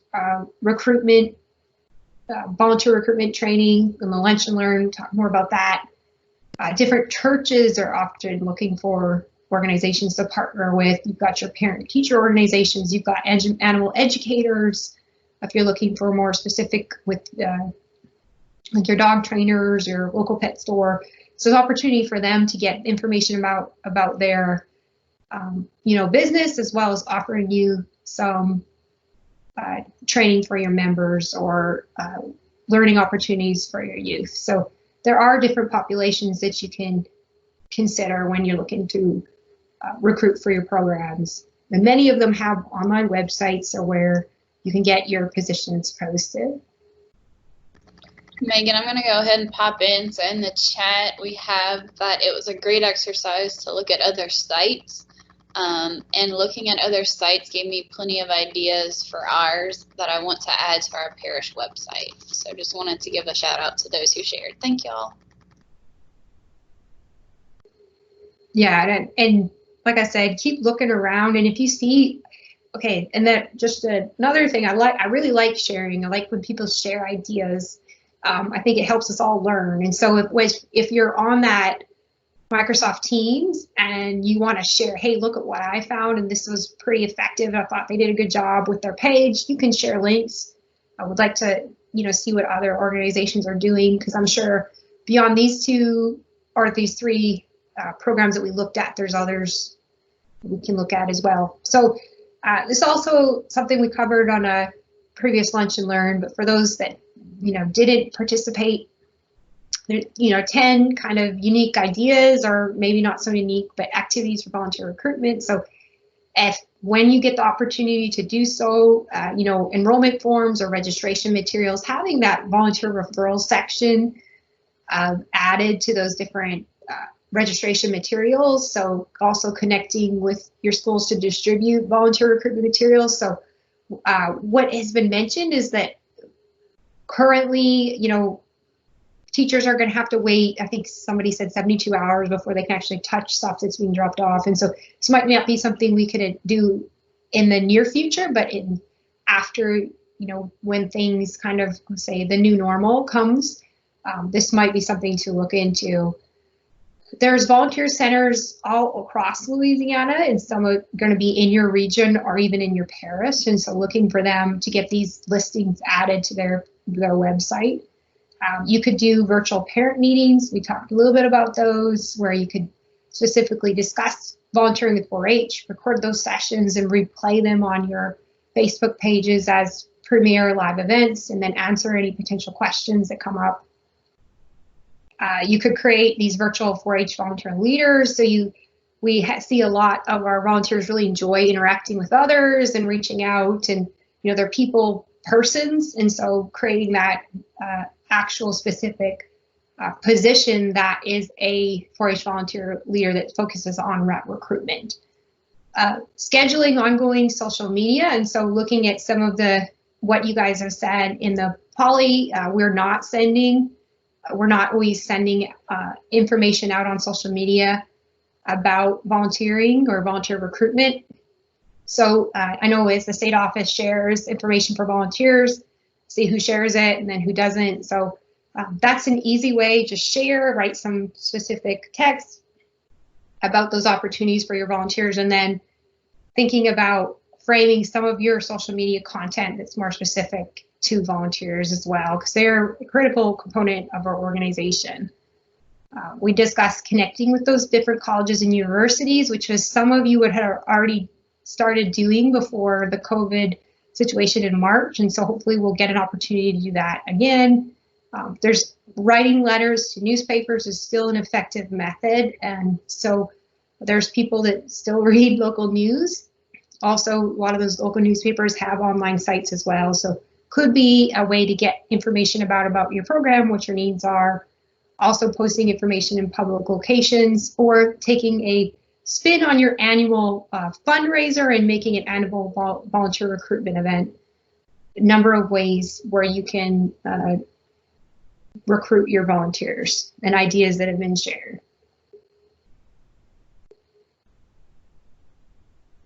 All right, so setting up our ongoing recruitment initiatives. So just to recap some of the things that we talked about. So we're setting up our information pages, we're creating our social media recruitment materials, we're using multiple ways of connecting with our volunteers, beyond the telephone calls, which are still effective. Talked about some email newsletters, we talked about social media, potentially virtual interest sessions or training sessions. Also connecting with other local agencies, getting listings posted to different websites, and getting more information out about potential opportunities to volunteer in an online channel.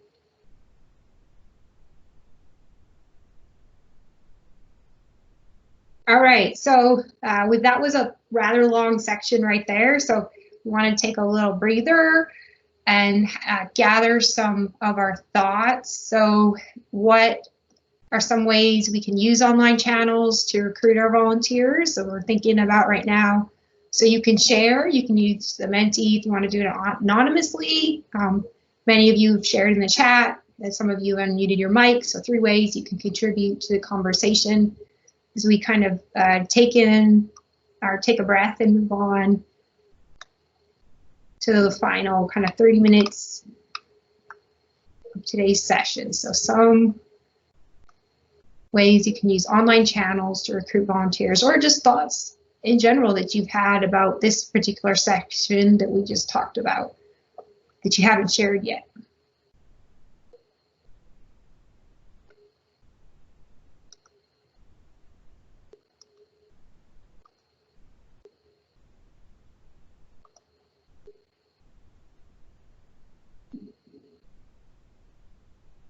All right, and Victoria's going to monitor the chat, and I'll just say some of the ideas that have been shared. So these short videos, and just a comment on short videos. So with social media, I think Facebook likes you to have videos that are like, they say like 3 minutes in length. Whereas Instagram, if your videos are, I think, over a minute, it actually has to be posted to Instagram TV. And then when you're trying to post materials to the story, you're even limited. It's like 15 seconds per slide, I think. Whereas in Twitter, it's 1 minute and 41 seconds is the maximum length of video can be posted there. So short videos, I think, is always a good idea. That being said, having those long volunteer orientations, there's a need for that as well. So thinking about various ways you can capture interest using video. Doing an interest survey, and I think that's a great idea. Like, if I'm not ready to serve, where am I going to go on your page? So here's just gauging interest from volunteers, I think is very helpful. Do you have the on volunteer enrollment form now? You can use that. It does have all of those different fields where volunteers can put in where specific skills they have.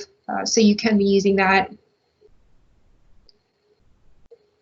Highlighting these different events and activities where volunteers are needed. Absolutely enticing volunteers with having fun. We're helping with camp, because camp's something we can't forget. We're going to have, well, I hope we'll have camp next year. Highlighting programs with pictures on Facebook and make it look interesting. Yes. Make it look exciting, showing the benefits, showing the impact. Yeah, and so this, whoever commented here, so training opportunity post, making an event post, and redirecting to the pairs page. So thank you for saying that. So understand that these pairs pages can hold a lot of information, have links to your enrollment, your orientations, your interest forms or whatnot, but understand that your volunteers are coming in from another place. So it could be your newsletter, it could be your, a link in your email signature. It could be a social media post that you have. And sharing volunteer opportunities using graphics or short videos and that call to action. Megan, the chat is clear. Great. Yeah, different posts about benefits. So good. So a lot of great ideas. So we're thinking about how we're going to go ahead and use our online channels. A lot of great ideas being shared. So, which I think is a great way for us to segue into this next section, where we'll talk a little bit or discuss some ideas that were shared about setting up virtual volunteer communication channels. So, as you know, communication is pretty important. It's not pretty important, it's pretty critical. Depending on, and it's important for your volunteers that are ready, that are serving, and the ones that are on hold or not right now. Because if we're not communicating with our volunteers, or if we haven't been communicating with them, that's going to affect our retention numbers going forward. And so it's one of the reasons that I opened up that volunteer lunch and learn with talking about communication, why it's so important. Because going into the summer, if we weren't going to have opportunities for our volunteers to serve in the ways that they normally serve, we need to make sure that we're keeping them in the loop. And so we discussed those strong volunteer partnerships. They include trust, impact, and communication. It's critical that we were communicating with our volunteers on a regular basis. When we discuss retaining volunteers, communication is critical in retainment. So we mentioned this on that first lunch and learn, so checking in regularly. Did we call them on the telephone? Did we email them? Were we making virtual calls? Did we set up virtual interest sessions or advisory groups, allowing our volunteers to be involved in some way? Did we connect our volunteers to other volunteers, or host volunteer-led chats? How have we been communicating and keeping in touch with our volunteers throughout, since March? And so that is going to be something we talked about in the very beginning. And, something we're going to continue to talk about, and it's really important that we discuss right now. So when we're setting up these virtual volunteer communication channels, understand that communication is really, really critical for those on-hold volunteers. So, you've got Facebook, we've got Instagram, we've Twitter, and those communication tools are really important, but understand that the communication is two-way. So they need to find a way to provide you with critical feedback, and you need to find a way to get information out to them. So when you're posting materials on your social media, you got to respond to questions, you got to respond to them quickly. And then also having these pages that are up to date with the volunteer news, that's great, but you've got to be directing your volunteers there so they know where to find materials when they need it. And then sharing those newsletters, volunteer specific information on platforms. So it's one of the reasons that we're started doing the volunteer newsletter at the state levels, so you'll have information that you can share with your volunteers. So simply giving them access to that newsletter is better than nothing at all. Also, thinking about those different communication apps and tools that we have access to. Some of them are free. So we use those, in schools or clubs for our kids, and so we can be using those as well when we're trying to set up ways to communicate with our volunteers ongoing. And so some of the ideas that agents discussed, so they use GroupMe, Remind. I think Rochelle mentioned this really cool app called Parent Square. It's a little bit of a pricey resource, but we did look at it. It was pretty neat. Was also got these electronic newsletters. I want to say old-fashioned, but it's just so effective. It's just scheduling telephone calls, having a time each month where you're just calling your volunteers and checking in on them. Having these monthly virtual volunteer conversations or even interest sessions, ways to kind of stay connected with them and have them having a conversation. An agent also mentioned setting up like virtual office hours for volunteers to ask questions and share ideas. And so right now, there's still individuals that struggle with the technology is that's going to be an ongoing thing. But how those virtual office hours can be really effective. So getting somebody to, click that button, log into that call, and that might give you kind of a space where they can toggle through some of those different tools and then ask specific questions by some of the materials that you may have sent them.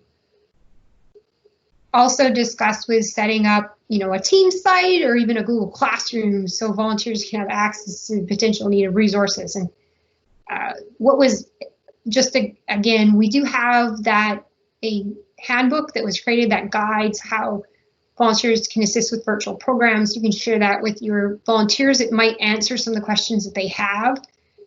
And it was mentioned, and I didn't realize this, so I apologize, that not everybody knows that you can add guests to Microsoft Teams.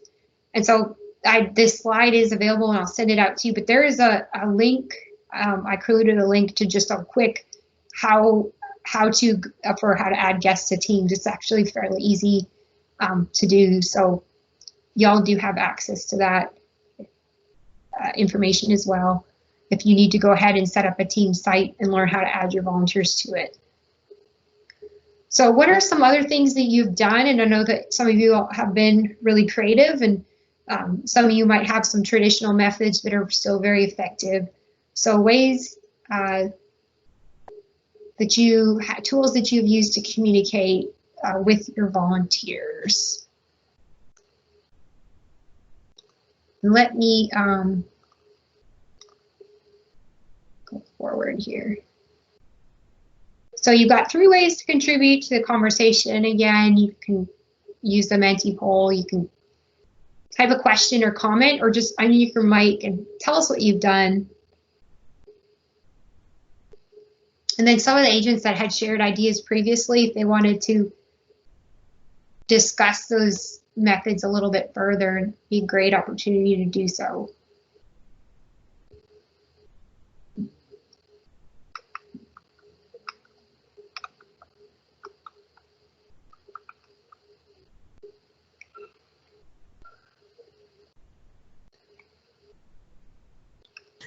Megan, what kind of communication are you specifically looking for? Are you just looking for, like, there's some shooting sports volunteers I talk to daily because they call or they text, or is this something like you want more specifics, or you want just the general chit chat that happens sometimes? No, I think that's just important. Like you guys have a really strong relationship. So if they need something, they know how to reach you. And they call your phone or they text you, or so various ways. So I think that's good. So you have, what you're saying is you have a really strong relationship with some of your volunteers or all of your volunteers where that they know how to reach you, they text you or call you. Is that what you're saying, Stephanie? Sorta. I mean, I'm not saying that like, you know, my cell phone number is posted everywhere, but some of my closer volunteers, you know, we go back and forth sometimes on different things. So I would say, yes, I'm very close to like my shooting sports volunteers, but, and like leaders of like project clubs, you know, yes, they have my cell phone number and can call, and sometimes that's the best method of us to communicate is, you know, text messaging, hey, are you busy? But you know, not everybody has that same relationship, I guess, with us. We have varying relationship status, I guess you would say, but yeah, I was just looking to make sure that I was, you know, what type of communication you were looking for. And so it goes. So I think that's important what you touched on there. You have relationships with some of your volunteers that are you know trustful, that are very strong, like back and forth, two-way communication. They call you, they use text messages, and I'm not gonna say we all should be handing out our cell phone information directly to volunteers. I'm not gonna say that because everybody's got their different perspectives on, you know, work-life balance, and I'm not going to, you know, get in the way of any of those things. So, so if that's the effective method, and that's great. And I'll just say, there's some volunteers in Louisiana 4-H that text me quite a bit, and it is a great way for me to stay connected with them. And that is, you know, that's something that I do, and I'm fine with.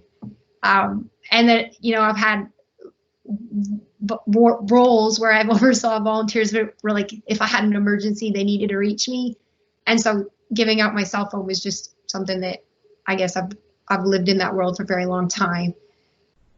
So I understand that, but I understand the other side of it as well. And so, you know, there's GroupMe. I really like GroupMe. So if anybody wants to just comment on how they've used GroupMe, I have a couple GroupMes that I'm involved in right now, but it's just such an effective tool. And it's free. So any of y'all that use GroupMe want to comment just for the rest of the group that maybe you're just unaware of what the app does? Megan, I'll share. I mean, we have GroupMe, for example, shooting sports. Each day, for example, every week, we have 5 practices. So when we start really gearing up February through April. And so every coach, and we're set up a little different because we're by school.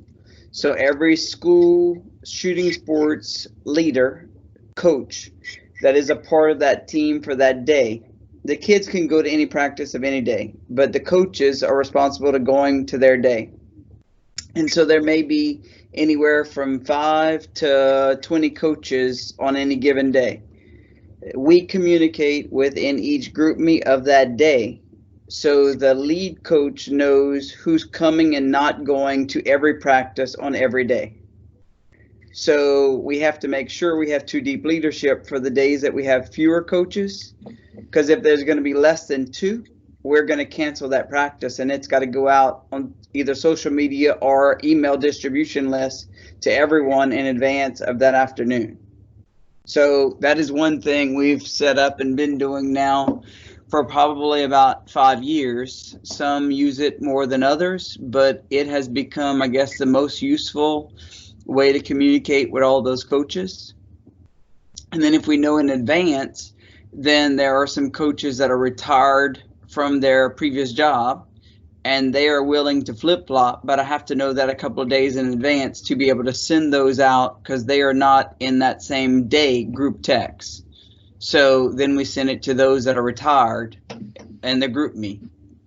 So, and then anything that happens, especially anything that I need to know about, the lead coach will send a GroupMe message to our lead coaches. So if something happened at a practice that either was not a safe issue or something, not necessarily anything bad, but if somebody's not on a list and showed up at practice, because the only ones that turned in information can practice because they have to sign in the log sheet. So those lead coaches will communicate with myself and the other lead coach from other days on what's going on. So we don't face the same issues 5 days in a row and have no communication. I appreciate you sharing that, Charles, because it's important. In Victoria, I'm not going to dominate this. I know you're monitoring the chat, but just a comment that was made about setting boundaries, because Lynette mentioned it. So it's really important to set boundaries for how you communicate with volunteers and parents. And so, and I'm not going to get in the middle of using text messages or handing out cell phones or whatnot. But one thing that I like about GroupMe and that I like that people are using it is that it has that option to like mute. So if you need to unwind or you need to shut things down at one point when you have those opportunities. So that's why I like that app so much, is I can get that information when I need it. I can communicate with volunteers, but I also have the option of, muting it when I need to. And then I think it is important to talk about those boundaries. And that's actually one of the reasons we're embarking on this adventure of making our pages work for us and our social media. So we're recruiting volunteers for organizations to help us meet the mission of our organization, hopefully allowing us to have more time to do these other things and focus on different areas. So I think this is a really important conversation that we're having today. Any other ideas? So coming in on the chat, Victoria, we haven't mentioned. So we phone calls, text message, remind app. Some have said they've used GroupMe and they're setting up a remind. So in Lafayette, we use a remind for our junior leader, the whole group, and their parents have the option to join that. So if we have like a achievement day or a fall fest, we can send reminders, and that's where a lot of our volunteers can come from. And we use a GroupMe for our junior leader officer. So more of that communication that's going to be constant. Ms. Lynette talked about the boundaries and setting those up. Derek talked about using GroupMe for coordinating junior leaders. GroupMe from Monique says it's really good. Parents and kids use it. Set up different groups and ability to have two-way communication within the group. And Miss Lynette gave a shout out saying, I think the key point you made is communicate. And that looks like what's in our chat for right now. Yeah, and so keep in mind that a lot of your volunteers are going to own a cellular device or a smartphone. Specifically, I think it's up to 40 years old that the research shows, and even beyond that, you're in the neighborhood of like 90% of smartphone usage. And so if you're thinking, oh, well, GroupMe I can't get my volunteers on that. Well, if your volunteer does own a smartphone or device, then that app is available to them. Other ways, you've got Facebook groups are still a thing that can still be effective as well. So there's multiple ways, setting up those team site and getting access to comments on posts is also a way that you can get those communication channels set up as well. Megan, we use it for 4-H camp as well. So GroupMe, the camp manager and camp assistant and the camp counselor coordinator have a GroupMe with all the camp counselors, and then all the adults, whether that may mean volunteers and or staff and Christy and Adam. So if anyone doesn't show up at their spot, or if someone has to go to the hospital with all the adults and staff at camp, everyone knows if we have to shift people, if someone or two people left to bring someone to the hospital. So I guess that has been probably one of the most efficient and effective uses of the app, because not everyone's phone service works all the time, but the app still works. And then you can communicate through the app if someone has an issue or there's a kid that needs to be picked up by a golf cart. etc. I mean, it's an amazing tool because everyone's on the same channel. And I think it's, sorry, somebody's.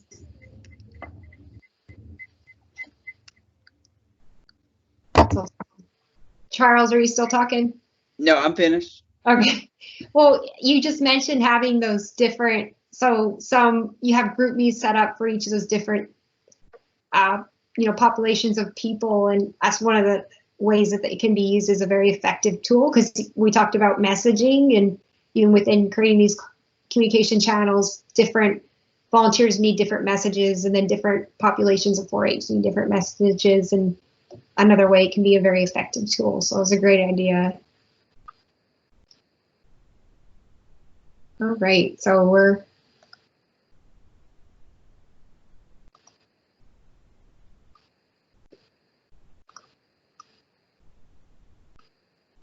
lots of ideas that were shared. So we're not going to go too far into volunteer utilization, because this is actually a topic of the next Lunch and Learn on August 20th.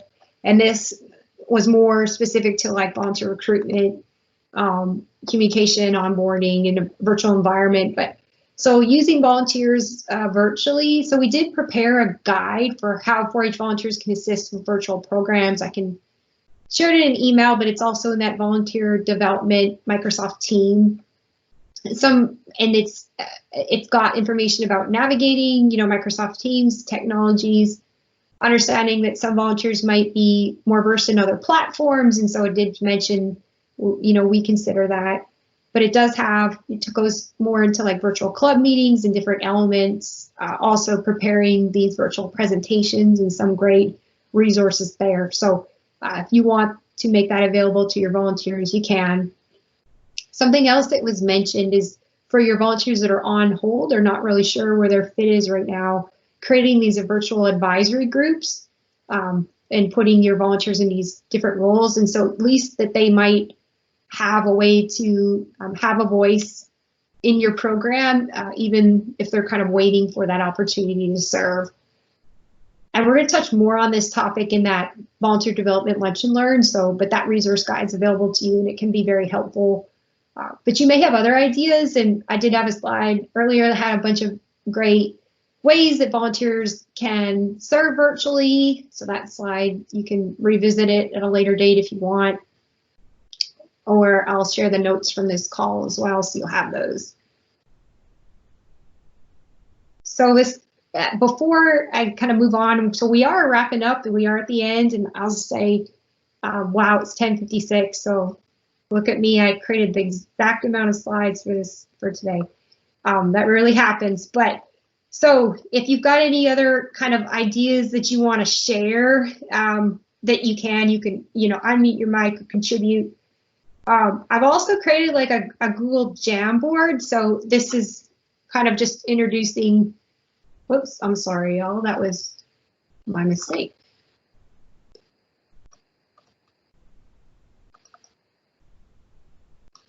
I'm actually pretty good with technology, but sometimes I click too many mouses at a time.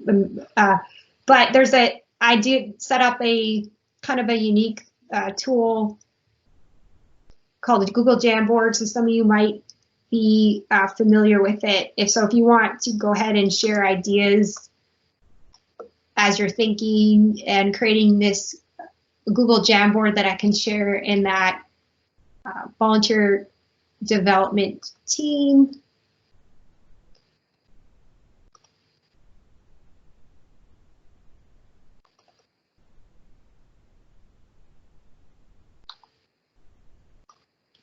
So I'm going to go ahead and share that in your chat so you have access to it. There you go. So as you're thinking about what you're going to do next, feel free to kind of share and generate some ideas for your coworkers.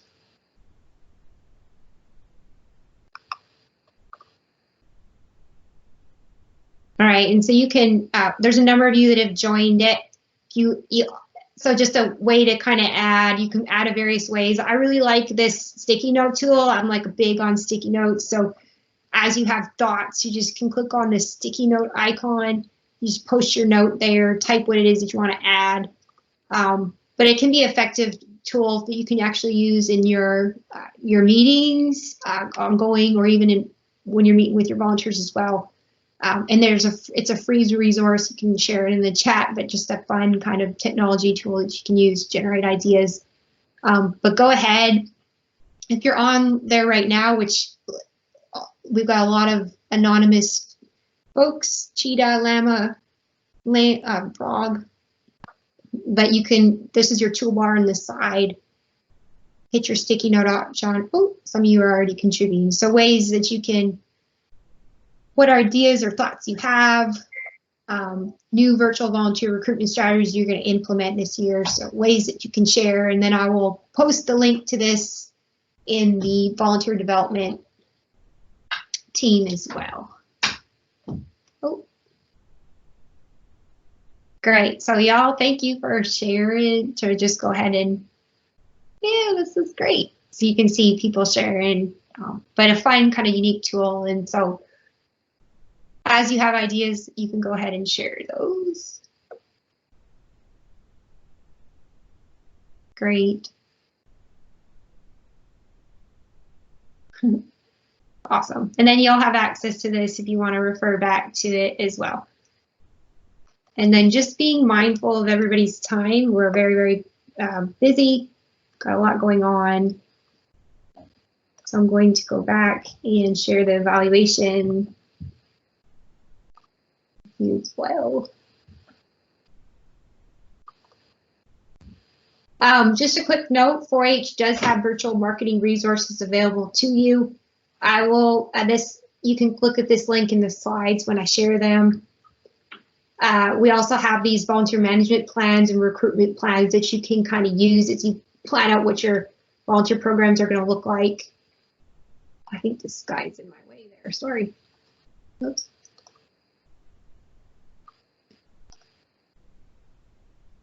And going back, so I would love it if you guys would complete that evaluation. I'll send a link in the chat. Really, really helpful when you complete the evaluation and give ideas for future trainings that are needed. And let me share that with you. So you can go ahead and do that for me. That would be very, very much appreciated. And feel free, to share more in that volunteer development team site that's been set up, and then the materials that are there. I'll also send those out in an email, but you do have access to them. And then I put, oh, thanks, Victoria. Link You're welcome. I couldn't get the tiny URL to work, so I just deleted that one and put the full one. I appreciate it. And then if the Jamboard is being kind of lit up with some great ideas, so I shared that in the chat with you as well. And I'll also share the notes from today's session, but that is all we have for today. I know that was quite a lot, but we had 2 hours, we had a lot to cover. So I just appreciate everybody that stayed on and that's shared. And if you need me to talk more about a specific topic or have some ideas for future sessions, let me know in the evaluation or in an email. So thank you all so much.